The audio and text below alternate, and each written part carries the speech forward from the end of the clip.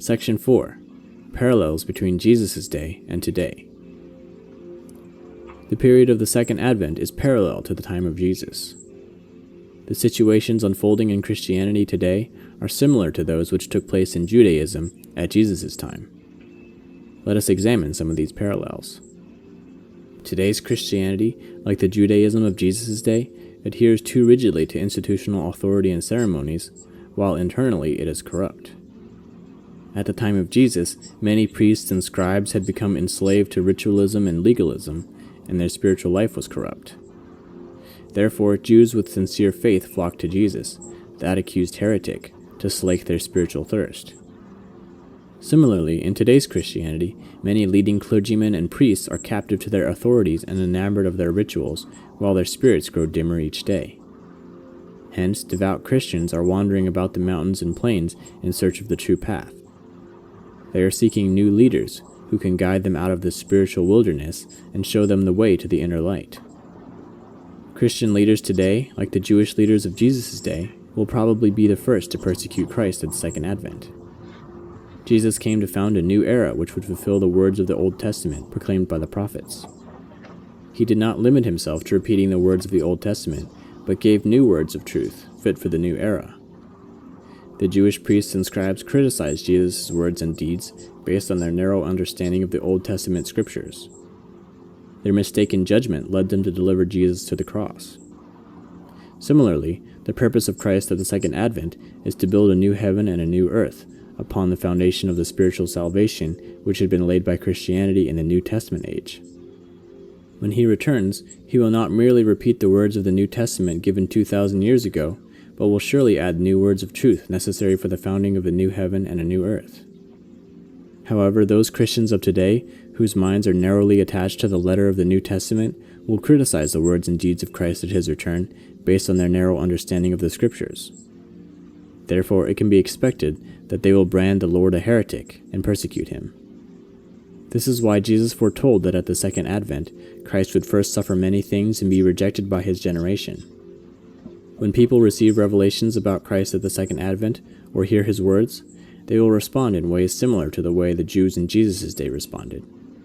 God did not reveal the news of the birth of Jesus to the priests and scribes, but to Gentile astrologers and pure-hearted shepherds. This is like the case of a father who, due to the ignorance of his own children, has to confide in his stepchild. Likewise, God may well reveal the news of the return of Christ first to lay people, to marginal spiritual groups and churches which the mainstream treats with disdain, or to conscientious non-believers. Only later may the news reach the mainstream Christian clergy who are unthinkingly keeping to their conventional ways of faith. In Jesus' day, those who sincerely received the gospel were not the Jewish leaders, but simple common folk and Gentiles. Likewise, at Christ's return, simple Christians and non-Christians will accept the Lord's words before the Christian leadership, which regards itself as God's elect. This is the meaning of Jesus' parable of the marriage feast. When the invited guests, the leading men of the community, decline the king's invitation, the wedding is ready, but those invited were not worthy. Go therefore to the thoroughfares, and invite to the marriage feast as many as you find. And those servants went out into the streets and gathered all whom they found, both bad and good, so the wedding hall was filled with guests. Both in Jesus' day and at the Second Advent, many devout believers who set out on the path of faith with the hope of entering heaven may actually find themselves in hell. In Jesus' day, because the priests and scribes had the responsibility to guide God's chosen people, they should have been the first to recognize that the Messiah had come and should have led the Jewish people to him. To help them fulfill their mission, Jesus took the initiative. He visited the temple and taught them the gospel before teaching anyone else. However, when they did not receive him, Jesus had no choice but to search the shores of Galilee and take disciples from among the fishermen there. He had to minister to the dregs of society and associate with sinners, tax collectors, and prostitutes. Eventually, the priests and scribes persecuted him to the point where he had to accept the fate of the cross. They committed this murder, believing that they had done a righteous deed by eliminating a dangerous heretic and blasphemer. Then they continued on with their customary clerical duties for the rest of their lives, reciting the Holy Scriptures, paying their tithes, and making sacrifices at the temple, all with the assurance that they were headed toward heaven.